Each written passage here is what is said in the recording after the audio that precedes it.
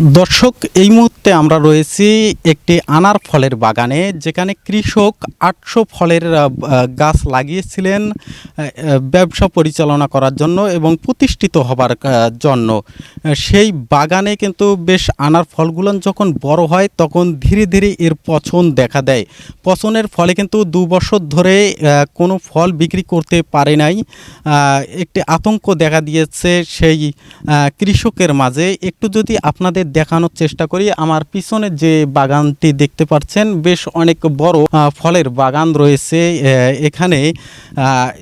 এই ফলগুলো ছোট থাকাতে বেশ সুন্দর তরতাজা হয়ে উঠে, ধীরে ধীরে যখন বয়স বেড়ে যায় তখন এই ফলগুলোর পচন দেখা দেয়।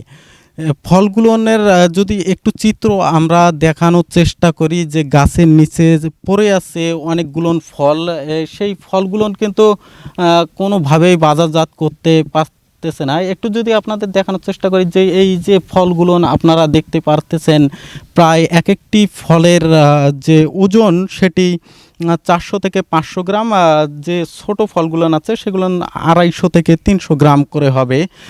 তা কৃষক যেটি জানিয়েছেন আমাদেরকে, যখন এই আনার ফলগুলো বড় হয় তখন ধীরে ধীরে বিক্রির উপযুক্তর আগেই ঝরে পড়ে যায়। একটি হতাশ দেখা দিয়েছে কৃষকের মাঝে। কৃষি অফিসারের সহযোগিতা চেয়েছিলেন এবং বিএ যিনি আছেন ইউনিয়ন পর্যায়ে দেখাশোনা করেন, তারাও কিন্তু এসেছিলেন, ফলগুলো দেখেছেন এবং পরামর্শর যে বিষয়টি সেটিও দিয়েছিলেন। কোনোভাবে কোনো কাজে আসেনি সেই পরামর্শ। সে ফলগুলো এখন পর্যন্ত ঝরে যাচ্ছে, একটি ফলও তারা এখন পর্যন্ত বিক্রি করতে পারে নাই। এখানে কৃষক আছেন, তার সাথে আমরা একটু কথা বলার চেষ্টা করব।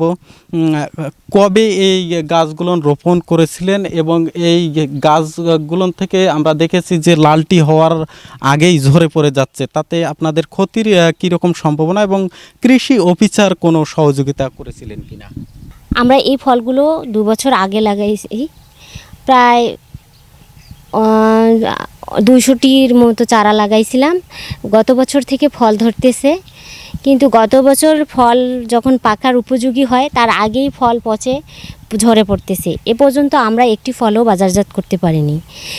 এবছর আবার ফল ধরেছে। আমরা উপজেলার বিএস সহায়তা নিয়েছি, তাদের কাছ থেকে আমরা পরামর্শ নিয়েছি। তারা যে ওষুধ প্রয়োগ করতে বলছিল আমরা সেগুলো ইউজ করে দেখছি, কিন্তু তাতে কোনো আশানুরূপ ফল পাইনি।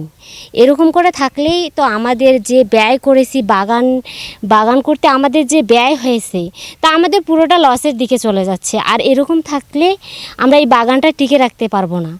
তো আমাদের যদি কোনো কৃষি অফিস সহায়তা করতো তাহলে আমরা বাগানটাকে আরও ভালো করে এই ফলগুলো বাজারজাত করতে পারতাম, তাহলে আমাদের ব্যয় কিছুটা লাঘব হতো। আমি চাই আমাদের বাগানটা সুন্দরভাবে ভালো হয়ে ফল ধরুক এবং আমরা এটা থেকে বাজারজাত করে আমাদের ব্যয়টা লাঘব করতে পারি, এটাই চাওয়ার।